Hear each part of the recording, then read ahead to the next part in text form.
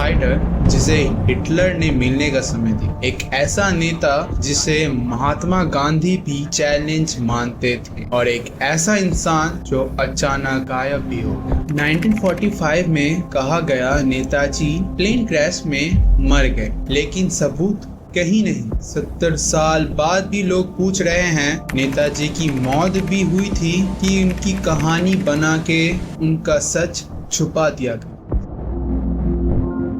So hello guys, welcome to night mystery. आज मैं internet से सारे सबूत और थ्योरीज को लेके आया हूँ जो ये मानने को मजबूर कर देगा कि नेताजी के मौत का राज कुछ और ही था। वो प्लेन क्रैश नहीं था, वो रियली में उनका एक मर्डर था। ये मैं नहीं कहता, पूरी इंटरनेट कहती है और इंटरनेट की थ्योरीज कहती है। तो आज उस थ्योरीज के ऊपर ही बात करते हैं। तो पहली थ्योरी हमारे पास है plane crash theory.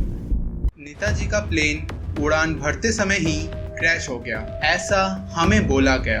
Actually Netaji Japanese army के साथ थे और उनका मकसद था मंचूरिया से यूएसएसआर के द्वारा इंडिया पहुंचना। जापानीज डॉक्टर्स का कहना था कि नेताजी का बॉडी 80% तक जल चुका था। उनको हॉस्पिटल ले जाते वक्त ही उनकी मौत हो गई थी। लेकिन दिक्कत यहाँ से शुरू होती है, ना नेताजी का डेड बॉडी कभी इंडिया आया, ना ही उनका कभी डेथ सर्टिफिकेट मिला, और ना कोई डीएनए टेस्ट हुआ, और ना ही कोई पब्लिक फ्यूनरल हुआ।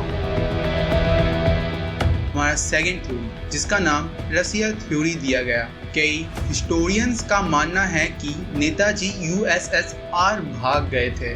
उनका प्लान था सोवियत यूनियन के सपोर्ट से ब्रिटिश राज के खिलाफ वार कंटिन्यू करने का। कुछ सीक्रेट इंडियन इंटेलिजेंस कहती है कि सैटलिंग ने नेताजी को अरेस्ट करवा दिया। 1950s तक कुछ लोगों का मानना है कि यूएसएसआर में नेताजी के जैसे ही कुछ लोगों को देखा गया था। मतलब यूं कह दे कि नेताजी या उनका कोई हमशक्ल, और कुछ मानना था नेताजी ही थे।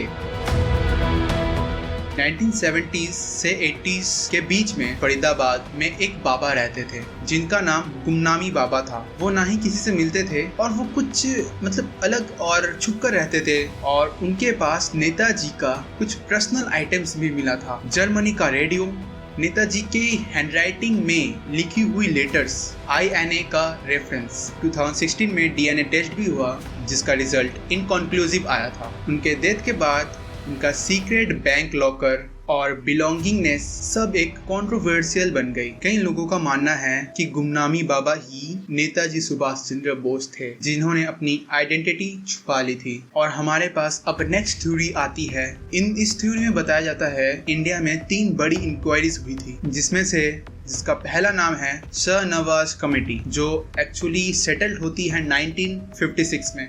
वो कमेटी कहती है हाँ, प्लेन क्रैश के द्वारा नेताजी का मौत हुआ था। अब जो सेकंड कमेटी सेटल्ड होती है 1970 में, जिसका नाम होल्सा कमेटी कहते हैं, और उसमें भी सेम कंक्लूजन दिया गया। और अब थर्ड कमेटी, जिसका नाम मुखर्जी कमेटी रखा गया है, और जो टेक प्लेस लेती है 1999 से 2005 तक, जिसमें पहली बार बोला गया प्लेन क्रैश का कोई प्रूफ नहीं है, और दूसरी रिपोर्ट पार्लियामेंट में रिजेक्ट कर दी गई। क्यों? 2016 में मोदी सरकार ने कुछ क्लासिफाइड बोस फाइल्स डिक्लेयर की, लेकिन वो भी कोई क्लियर आंसर नहीं देती। 25 ईयर बीत गए पर आज तक हम सच नहीं जान पाए कि एक्चुअली में नेताजी का मौत हुआ भी था। अगर वो जिंदा भी थे तो उन्हें क्या छुपकर क्यों रहना पड़ा?